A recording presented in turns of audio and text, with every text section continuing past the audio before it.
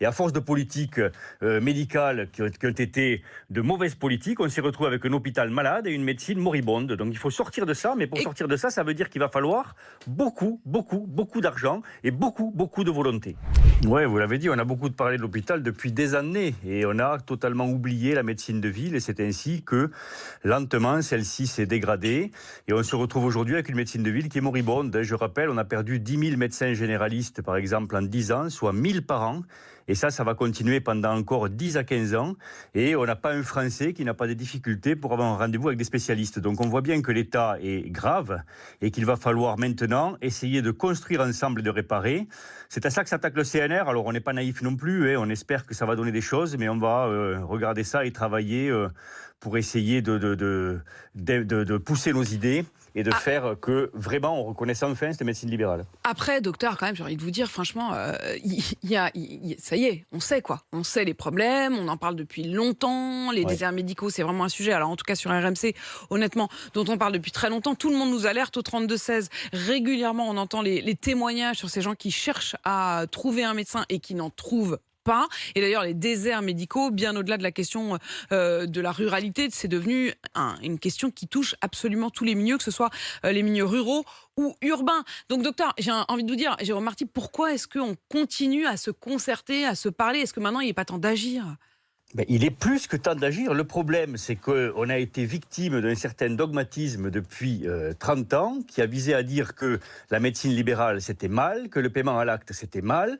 Et c'est comme ça que la France s'est tirée une magistrale balle dans le pied en cassant ce qui faisait sa richesse, qui était une médecine libérale forte aux côtés d'un hôpital fort. Et à force de politiques médicales qui ont été de mauvaises politiques, on s'est retrouvé avec un hôpital malade et une médecine moribonde. Donc il faut sortir de ça, mais pour sortir de ça, ça veut dire qu'il va falloir beaucoup d'argent et beaucoup de volonté. Comment on fait concrètement? Quelle est la solution pour que chaque Français ait un médecin traitant?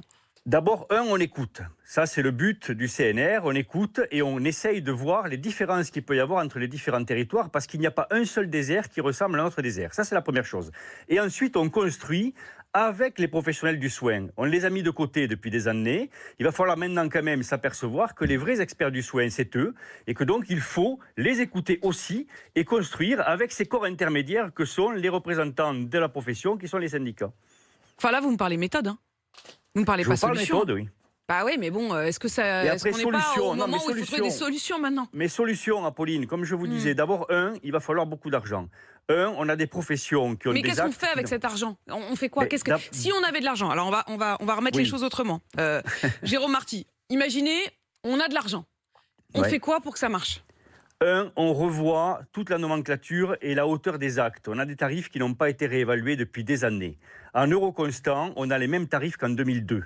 Ça, c'est pas possible. La moyenne européenne est à 50 €, vos généralistes sont à 25 et ils ne peuvent pas, comme ça, faire de la médecine de qualité et développer leur entreprise que sont leurs cabinets médicaux. Donc il faut donner la possibilité d'agir et donner la possibilité de faire une médecine de qualité. C'est pas le cas aujourd'hui. Ça, c'est la première chose. La deuxième chose, il faut nettoyer nos professions de tous ces actes qui ne servent quasi à rien, des arrêts de travail d'1 jour ou 3 jours, des certificats de sport, etc., et libérer du temps pour ces médecins. Il faut certainement leur permettre d'avoir des aides, permettre d'avoir des assistants, etc., ou leur donner la possibilité d'employés, de salariés. Pensez qu'aujourd'hui, la plupart des médecins n'ont même pas les capacités d'avoir une secrétaire. Donc tout ça, il faut le développer.